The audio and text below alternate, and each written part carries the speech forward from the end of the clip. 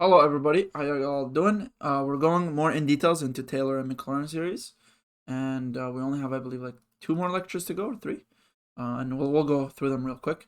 Okay, so for this, we have a recall here, which what we did yesterday, and we have an example here. So given that this Maclaurin series, so if they give you a function cos x equals to the series, what it's saying basically, cos x equals to this, right?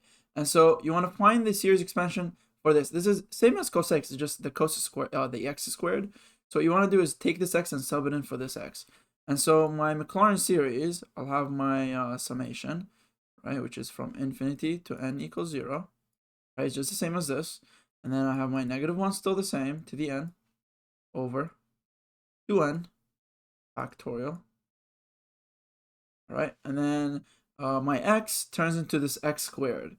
And so what this actually becomes is x squared to the 2n, which is the same as saying x to the 4n. Okay? And so now they're asking for the first 4 terms. Pay attention that the fourth term is only n to the 3, because you count your n0, n1, n2, and n3. And this is 4 terms. And as you can see, my last n is not 4, it's 3, even though we're doing 4 terms. Because 1, 2, 3, 4. All right, and so when they're asking for the fourth term, all you got to do is just plug your numbers in. Okay, so and by numbers I just mean n. So my first term, if I plug, so I'm doing right now n0. If I plug 0 in here, this whole thing will turn into 1.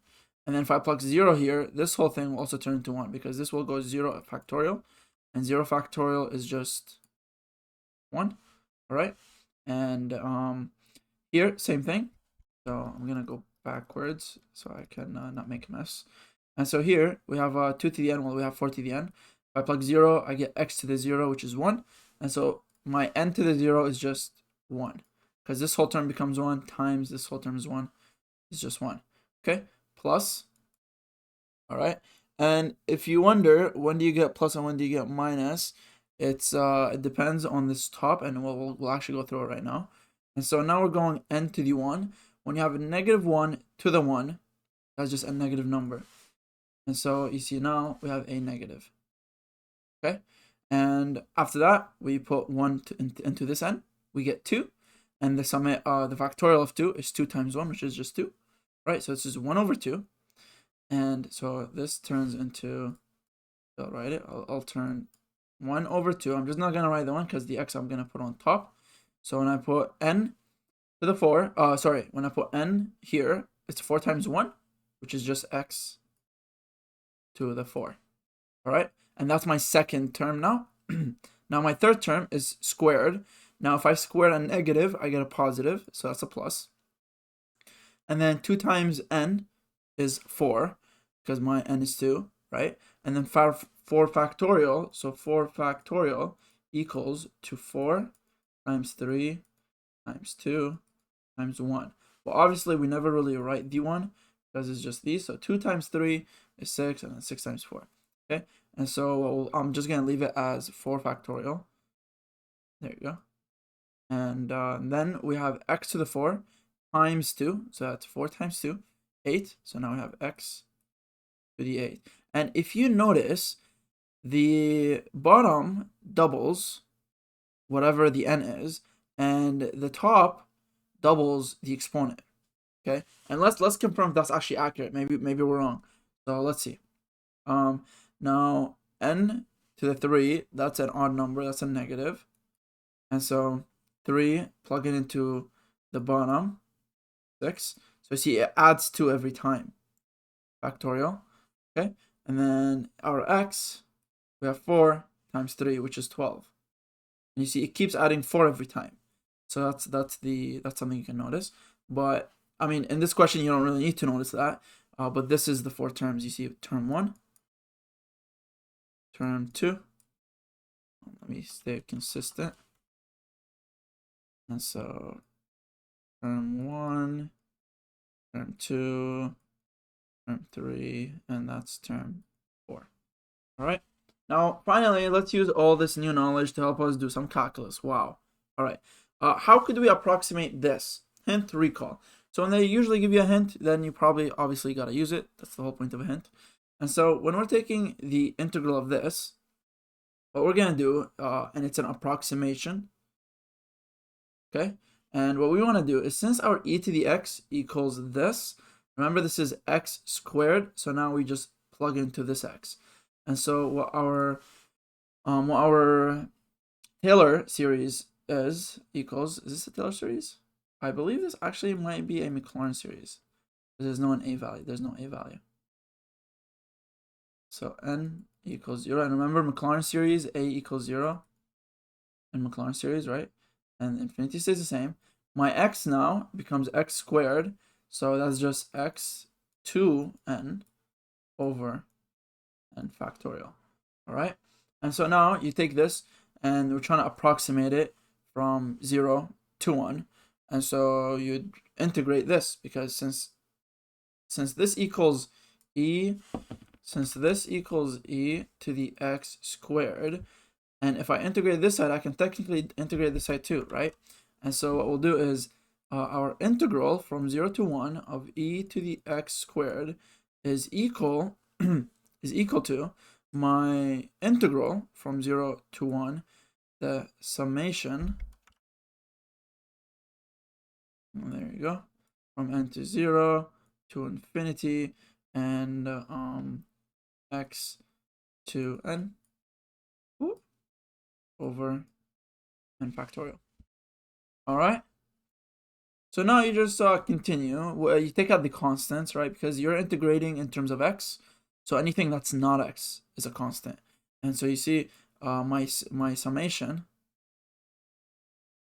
anything that's not x is a constant, all right?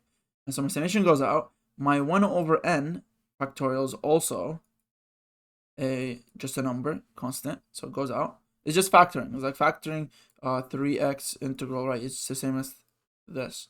You just take the constants out, and that's what we're doing here. All right. And so what you got to do now, you put the integral back from 0 to 1, and now we're taking it from x to n. And remember, n is a constant. And so when you're integrating this, I forgot my dx here, and dx here, and dx here. Okay, and so you just integrate this normally, and if you remember, when we were integrating this, so let me take this. I'm getting lazy right now. There you go. Okay.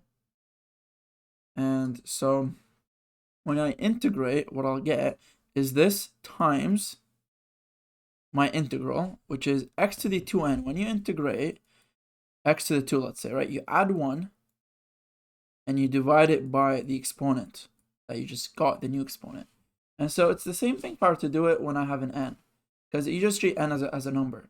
And so x to the 2n, if I integrate this, I'll get x to the 2n plus 1 over 2n plus 1, right? And so that's what I'll be doing for the integral. And so what I'll get is x, let me put this on top, x 2n plus 1 all over 2n plus 1. And now, obviously, don't forget to take your bounds. And now for simplifying this even more, I'm not the biggest fan of my summation signs. All right. And now you just plug it in. So this is times, I got x, and obviously you plug in this number into x, not n. I was actually about to plug it into n instead, but yeah, so you'll get 1 to the 2n plus 1 all over, this stays the same because remember you plug it into your x.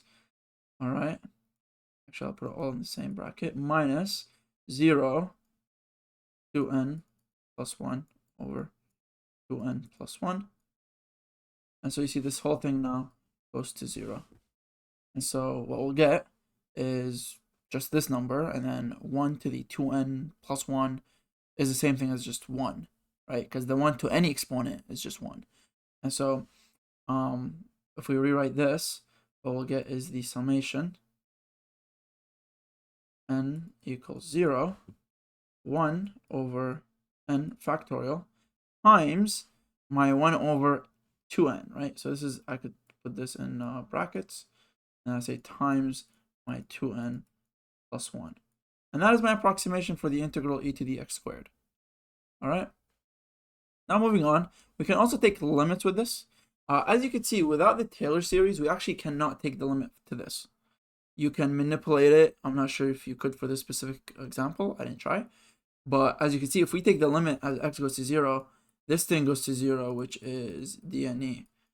And remember, when we're doing limits, we don't want no dne's. And so we're going to use this. So it says use, you may use the fact that, right? And so this is what we want to use. And so what can we do with this, right? Now, how about we take the like 4 series, right? So like 4, you know how up here we did 4 terms? And so let's take 4 terms on this one. And so e to the x, and the reason I'm doing that is because I have an e to the x here, and obviously I want to sub it in. But subbing it in with an n and this whole summation just will make it more complicated. So I can simplify this by writing it in its term format. And so let's start at n0, because obviously this says it goes from n0 to infinity. And so we're going to go from n0 to infinity technically, but we're not going to obviously write all the values. So n to the 0 will just be, so x to the 0 will just be 1 over 0 factorial is just 1. Okay? And so this whole thing will turn into 1. Now plus n1 will just give me x over 1 factorial plus x to the 2 over 2 factorial plus x to the 3 over 3 factorial. And you get what's going to happen after this. And so I'm going to take this, since my e to the x equals this, I can take this and plug it in here. And so my limit as x goes to 0 of, now I have my 1 plus x over 1 factorial plus x squared over 2 factorial. And then I'm going to stop here, dot, dot, dot. And I'll put this in brackets just for clarity. Minus 1 all over x. Actually, I'm going to take away the brackets so you could see what I'm seeing. And so, as you could tell, minus 1 and positive 1, these two will cancel out, right? And so what I'll be getting is the limit as x approaches 0 of x 1 factorial plus x squared 2 factorial, so on, all over x. Now you see, if I take the limit, I still have a problem because this still goes to 0, and so that's not nice. And so what can I do here is, sorry, it doesn't go to 0, it goes, to dne. And so what I can do is I can pull out an x. I have these x's, right? I could pull an x out. And so what I'll do is here I'll have a limit as x goes to 0. I'll pull an x out, right? And so now all I'll get for the first one is 1 plus, this one will be x, 2 plus, and then so on, right? All over my x at the bottom. And as you can see, these two now cancel out. And this is, honestly, you do a couple tries with this and you will get it every time. It's so light. You guys will be fine. And so now my limit, I can take my limit, because my limit as x goes to 0 is 1 plus, remember these two canceled out, 1 plus x over 2 factorial. This second one, so you see this technically was my x, this technically was this value, and this value technically was this, but I pulled out an x out of it. And so my next one will be x to the 3, but I pulled out an x technically, right? Because this is supposed to go to infinity. And so all the x's, I would have pulled out an x out of, I factored out an x.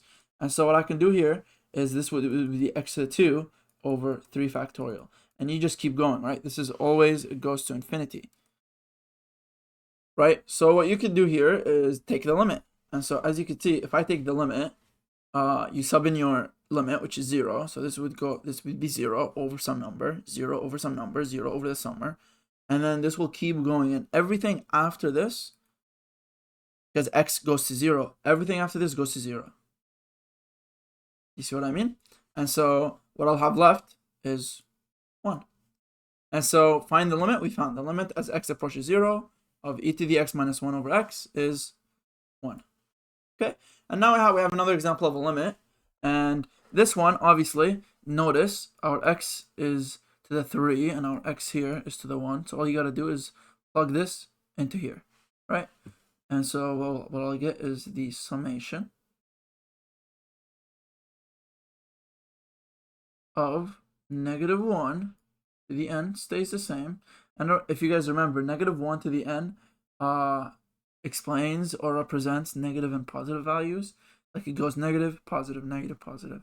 You'll see it happen in a bit. And so 2n plus 1 factorial, and now I have this, but my x now is to the 3 of 2n plus 1. And you see now, if you expand this, the power rule is if you have a power of a power, they multiply. And so this will actually turn into, okay, what this will actually turn into is x to the 6, because 3 times 2 is 6, and then 3 times 1 plus 3. That's what it actually turns out to, okay? And so now, obviously, like we said, if we take this and we plug it in, that won't help because there's this whole n and summation. So let's take a couple terms. And so we'll start, don't forget, you always start out where this number is. If this number was a 1, you start at 1. So do pay attention. It's not always you start from 0. And so let's plug it in. Negative 1 to the 0 is just 1. And then negative n plus, 2 times 0 is 0, plus 1 is 1. So it's 1 over 1. And then x to the 0 is 1. So it's, the first term is just 1. Right? And this equals my sine x. Or, well, technically, this also equals the summation. So let's let me put this summation. Actually, I'll just copy it and put it here. Just trying to make sure that you guys don't get too confused. So this summation is equal to 1. And obviously we go to infinity here. I don't know why I still have this. And so I forgot one term. Oh my god, I'm making a mess. Alright, so I have also my x to the 6n plus 3 equals, right? And now I have my first term is 1. And then now, is this a plus? So now I'm taking the term at n equals 1. So when this is 1, I get a negative. So that's a negative. See, so my first term was a positive. Second term was a negative. And then 2 times 1 is 2. And then so that's 3 factorial all over. I have here x. So I'll actually use this. 6. 2, so I'm timesing by 1, that's 6. 6 plus 3 is 9. Okay, and so x to the 9. And then now let's take one more term, which is if my n was 2, this would be a positive, because negative 1 to the 2 is a positive number. And 2 times 2 is 4, plus 1 is 5. And you could already tell the pattern that we're looking at. And so now what we have is 2 times, well, oops, right here, 6 times 2 is 12. 12 plus 3 is 15. All right. And as you can see, between 9 and 15, right, that's 6 numbers. And so this increases by 6 between terms. And this increases by 2 between terms.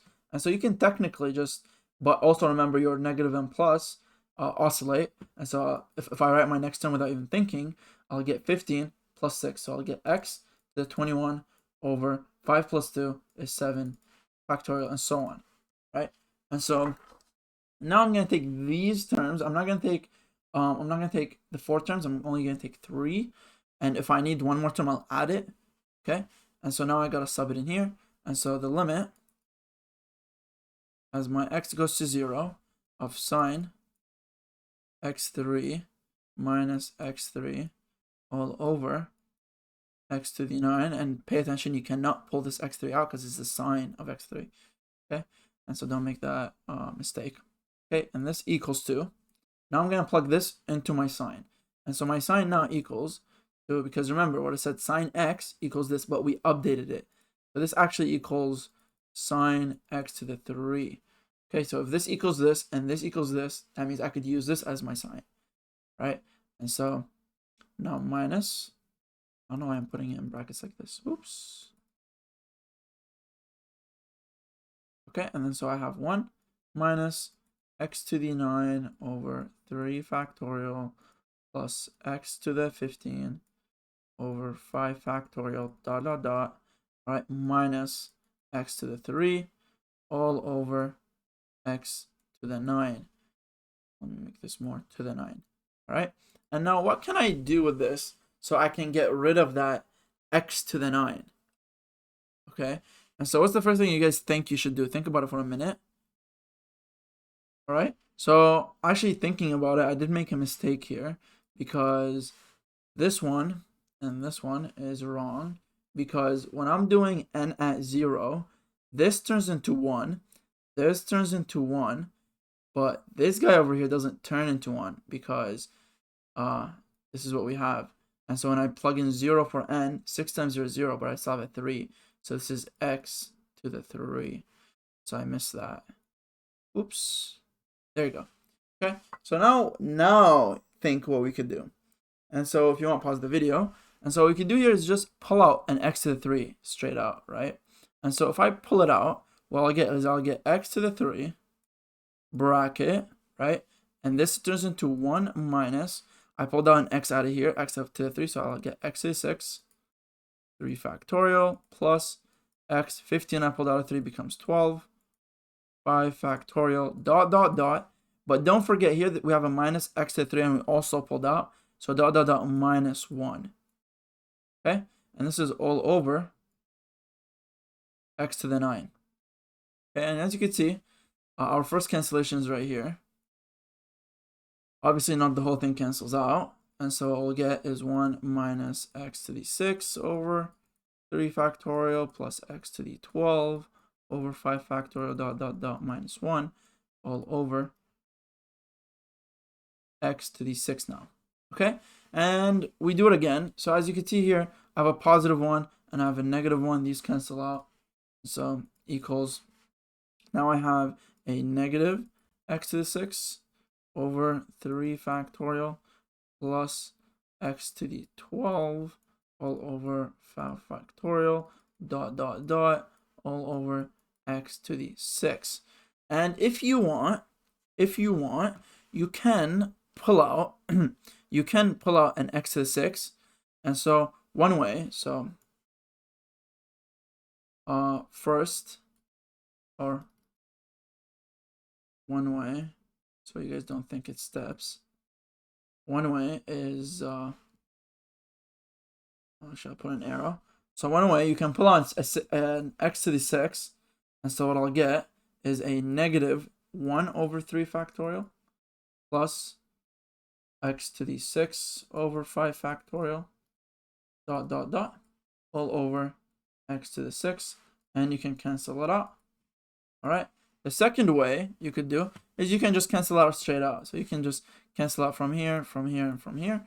And so what I'll get, if you're confident enough to do this step in just one section. And so what I'll get is a negative, again, 1 to the 3 factorial plus x to the 6 over 5 factorial. And so now, dot, dot, dot, if I take the limit, obviously, don't forget, we still haven't taken the limit. So let me write the limit down here so we don't forget our limit. And there you go. Limit here, limit here, limit here, and limit here. All right. So don't forget your limits. And there you go. Okay. And so now when we're taking the limit of this whole thing, as x goes to 0, this whole term goes to 0. Right? And so what I'll end up getting is a negative 1 over 3 factorial, which is the same thing as negative 1 over 3 times 2 times 1. All right? Which is the same thing as negative 1 over 6. And that is your approximation. Or that is, sorry, not the approximation. This is our limit. As x goes to 0 of this function, then it goes to negative 1 over 6. And so this says, oh, how accurate is our approximation? And as you can see, this is my sine x wave right here, the black line. And this is my x, the blue line. Okay? And as you could see, when I use only one term, so imagine this is the Taylor series or a Maclaurin series. As you can see, when I'm using, this is term 1, term 2. Okay, just going off. Term 1, term 2. And so when I'm taking two terms, you see the purple? You see, right now we're trying to approximate our sign. And as you can see the sign, here, let me change color. Something odd so it doesn't match. Okay, and so as you can see, my blue line, or sorry, my purple line, it leaves my sign right here. So that's where I approximate. So you see it's exact on my sign, just this. So you see the black line? This is what I'm trying to get exact to. This is what I'm trying to mimic. Okay, and as you can see, the green, where I'm only using like a, let's say a derivative or a tangent line, is just, it's only approximating at this, or you know, at like this section, right? That's like where it's accurately approximating. As soon as it comes off, you see if I approximate at this point, this is a room for error right here, right? Because you see the gap between them. And so as you can see now, if I change my color to, let's say something pink, okay, and as you can see, when I'm taking one term, two terms, three terms, and this is explained by the blue line, you see the blue line actually falls all the way up until here. And you see, when you compare the blue line compared to the purple line, as you add more terms, it approximates. So you see, it actually comes all the way up here, right? It approximates further. And so if I add like an infinite amount of lines, this will actually mimic the whole thing exactly. And that's why we are allowed to say that our, you see out here, that's why we're allowed to say this is equals. We don't say this is an approximation. We say this is equals, because we know as we go to infinity, our error is literally zero, because this is mimics it totally. And so that's how accurate, as you add terms, you get more accurate. And so now define and the remainder. And so this remainder tells you the error, which is, you see this error room right here. This is your R, your error room. Or you see right here, this is my error room. And so this tells you the remainder is like, what is your error, right? And we have inequality and all this. We're going to go through this right now, but this is if I explain it, I don't think you guys would understand it as much. So I'm just going to go through an example and hopefully you guys understand it from there. Okay, and so if we're trying to approximate, okay, so here, so for this one, yeah, find a bound for the remainder obtained. So when you see this here, let me change color back to blue, and as you can see right here, this is asking us for a remainder, and obviously this is our remainder. So we gotta calculate using this equation. The question is, how can we use this? And that's what we're going to go over right now. And so it's saying obtained when I have this function. This is 1 over x squared, which is right here. Okay. And is approximated. So we approximate using a third degree Taylor polynomial. And what a third degree means is n equals 3. So you know how earlier up here we said as we add terms. So you see this is, let me delete these arrows. Actually, I'll use this one instead. And so as you can see up here, this is n equals 0. This is n equals 1, and n equals 3. 2. Okay? And so as you can see here, we said earlier that as we add, we approximate more accurately from our point A. So if I was using this point as my A, right, and approximating some distance away, I know that if I'm using 3 terms or a third degree Taylor polynomial, I know that all the way up to about 2.5, then it's accurate. And I don't have any error. My remainder is 0 basically. Okay, because you know how it mimics it exactly. But as I go out of it, then I start getting a remainder, because obviously it's not as accurate anymore. And if I add another term, I'll probably be able to go even further without a remainder, meaning a remainder 0. Okay, and so what this is saying here is that we have used this function, okay, and we used a Taylor polynomial of third degree around A4. So we go to A4. So A4 is right here. This is A equals 4. Actually, I'll just make a arrow. Or what happened? That's my A4. Okay, that actually looks horrible. we're doing A4 here. Okay, and so that's my A4. Now, what it's saying is we used A4 as our approximation, and then we did a third degree Taylor polynomial. Okay, and this polynomial was between 3 and x to the 7, right? So from sorry, not x to 7, x is between 3 and 7, and so this is my x equals, actually I'll just write, this is my 3, and this is my obviously 7 here, and so we approximated between these x values. All right, and so what's saying is, well, what's my remainder if I do this approximation? What's my error between these two values? And so now we got to calculate the error. And the first thing you want to do is obviously write down your equation. And so our equation is we have r to the n x. You don't need to memorize this, it's given. Don't be a weirdo like me. All right, and so we have n plus 1. And we have, this is absolute, actually. Absolute x minus a to the n plus 1. Okay, I remember it here. I hope I got it right. Let me check.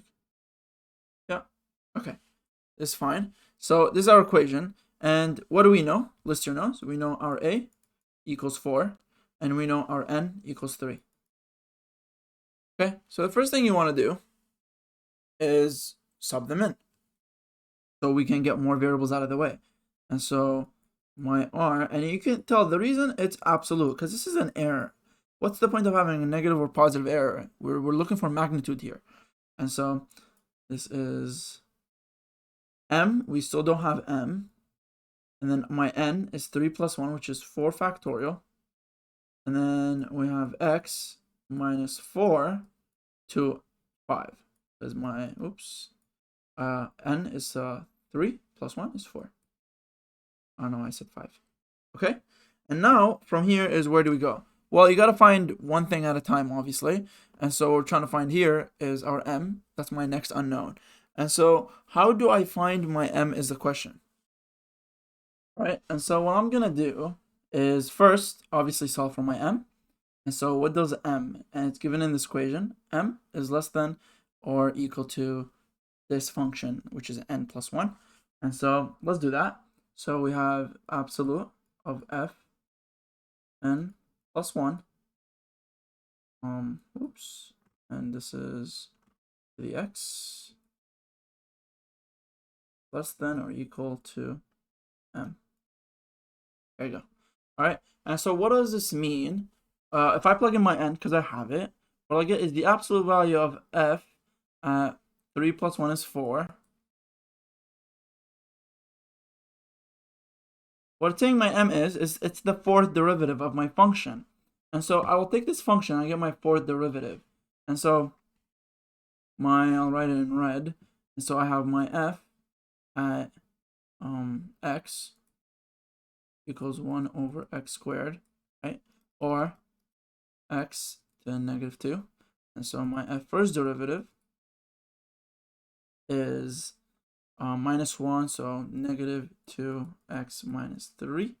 And then f of my second derivative is x equals negative 3, so this would be positive 6, x negative 4.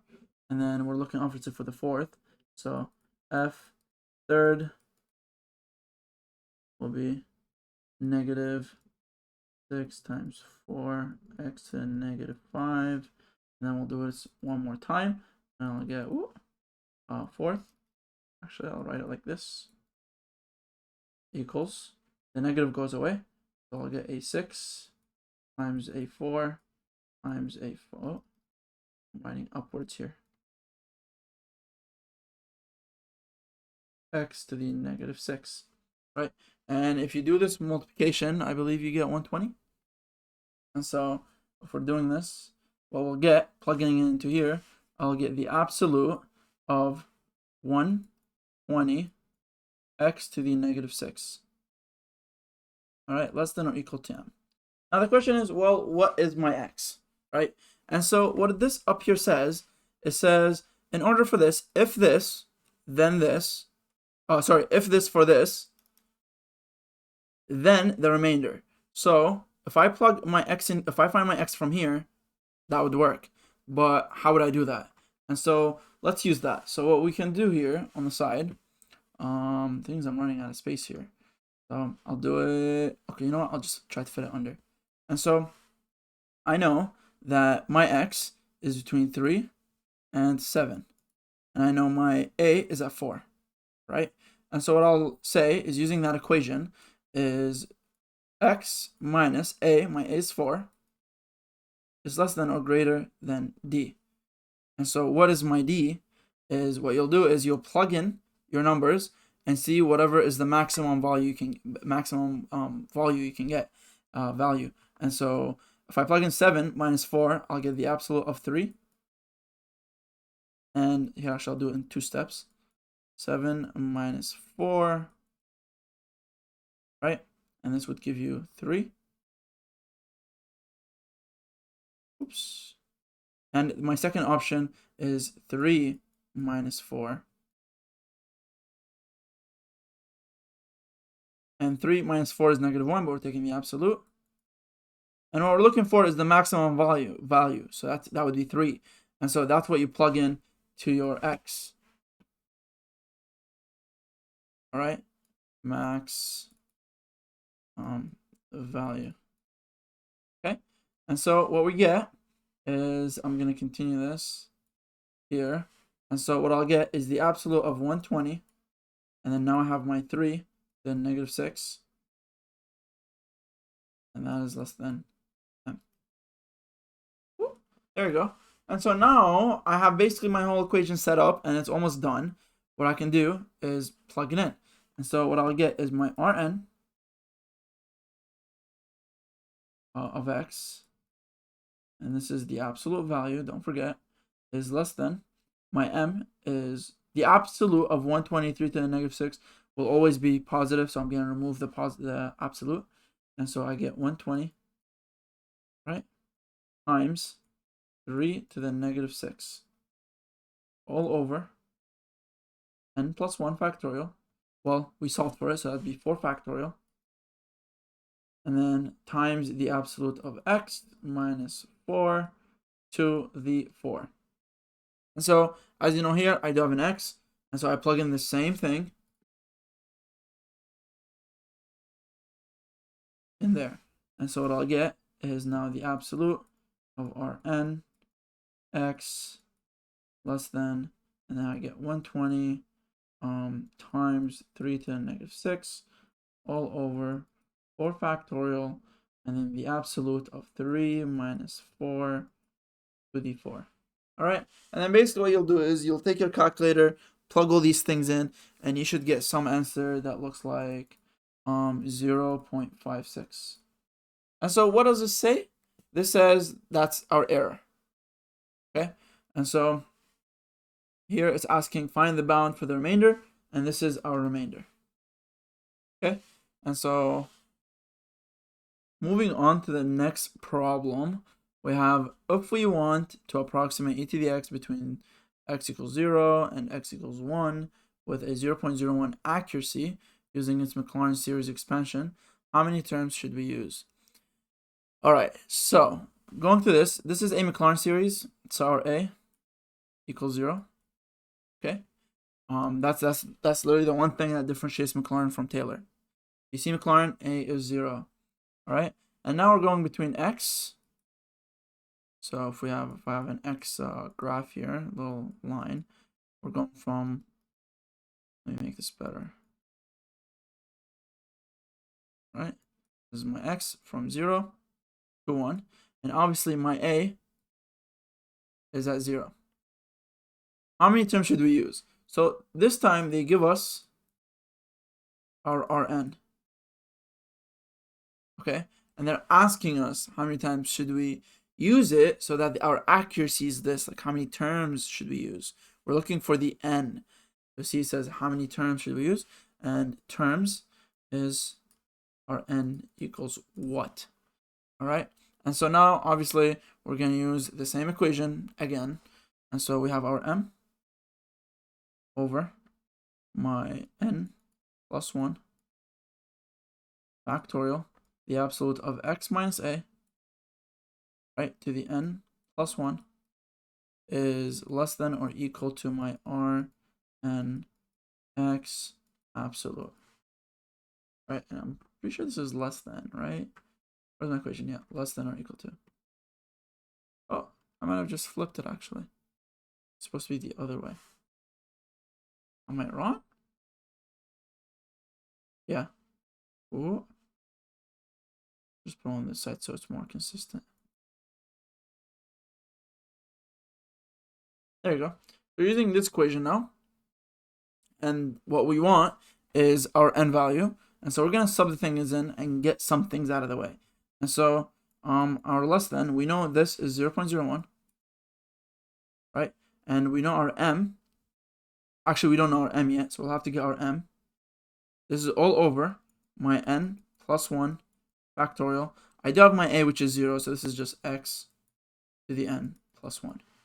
All right? And now we got to obviously, again, solve for our m and go from there. So if I get some space here, my m is, so if we look at the equation up here, is less than or equal than the function. So it's less than, more than or equal to my function, the absolute of my function, n plus 1 of x. Right? And so what is my function? Remember earlier here, they gave us some function and we derived it sometimes, so we have a third, and we found the function and we plugged it in. Here, they did give us a function which is e to the x, but we're looking for the term. So what function do I use? What you can do is, you see, if I do f of x of e to the x and I get my first term, and I got my second term, and as you can see, you see a pattern here, is that it doesn't even matter, it doesn't depend on the term. It doesn't matter what term I take, it will always be to e to the x. And so my m is more than or equal to e to the x. And like we said earlier, my e to the x is minus a. I keep messing up the more than or less than. So this is less than d. And so what is my a is 0. So I get x. And if you don't know, there you go. All right. And so now that I have that, what value of x do I sub in to get the maximum? And so if I sub in 0, I'll get 0 less than d. And if I sub in 1, that is 1 less than d, and we want the maximum. Side note, choose max value. And we have our 1. And we have our 0. I should have just taken this here, actually. Lol. Yeah, I think I'm going to do that. So, maximum value. Oops. Let's take this. There. All right. And so, we have our 1. And we have our 0. And our maximum value is value. All right. And so now that we know our x, now we know 1 equals my x that I'm choosing. I'll plug it in here, and I'll get m is more than e to the 1, which is just e, right? It's 2.7 something something something. And so you can choose 2.7 something something something, but the problem here is, okay, so the issue is that because e, where's my pen? Because e to the 1 or e to the x is where we're trying to approximate, we're going to choose a number larger. Now, if you're confused why we're choosing a number larger, I'm going to explain it in great detail in a bit. So, what I'm going to choose, instead of e to the m, which is, 2.7, I'm going to choose m to be 3, let's say. or you can choose 2.8, or you can choose 2.9, and my monitor almost fell. Ooh. Okay, so now we plug this in, and so we have 0.01, and then we'll put 3 over. I'm gonna show it in graph, and you guys will understand why I chose that 3. And then my x, obviously we found it here, which is 1. So 1 to the n plus 1, we don't care what that is because that will always be 1, so I'm gonna ignore it. And so actually I'll just write it so you guys know. Oops, 1 and plus 1. Okay, and this will go, we'll go to 1. And what we'll get is 0.013. So what we can do here is we will take 3 to the other side. And so, okay. I don't know what I was trying to delete. But yeah, so, now I know what I was trying to delete. Okay, so I'll take this to up and I'll take this down because obviously I'm trying to approximate for n. So I get n plus 1 factorial. This is 3 over 0.01. Okay, and now when you do this, what you'll get is n plus 1 factorial is bigger or equal to 300. And what you want to do now is just trial and error. You plug in your 1, and then you see what you get. And you plug in your 2, you see what you get. And so if I plug in 0 plus 1 factorial, what will I get? Right? So here, this is trial and error. Okay, and then so what you'll do is first at n equals 0, you'll get 0 plus 1 factorial, which is just 1. And then at n equals 1, you'll get 1 plus 1 factorial, which is 2. And then at n equals 2, I will get 3 factorial, which is 6. I have it here 6. N equals 3. And so the factorial of 3 is 3 times, wait, I messed up something here. Oh, this would be, yeah. So this would be actually 4 factorial, which is 4 times 3 times 2, which is 24. And then n at 4 is just 5 factorial. And if I look at this, it's 5 times 4 times 3 times 2, which is 120. And you see, so far, we still haven't had this term be bigger than this term. So that's what we're looking for. So n equals 5, which is, and if you wonder why this is 6, not 5 factorial, it's because this is n plus 1, right? And so what this will equal to is 6 times 5 times 4 times 3 times 2 is 720. And that is your n. How many times should we approximate to stay within this accuracy? Is n equals 5 terms. Now, you're going to be wondering, why did I choose 3 here? Okay, and that is where we're going to go into, where's my, let me pop it up, my little graph. Okay, so here we have e to the x, okay, and the way Taylor series work is actually, so right now we're trying to approximate to A0, right, Maclaurin, A0, and so as you add terms, you see it becomes more accurate, right?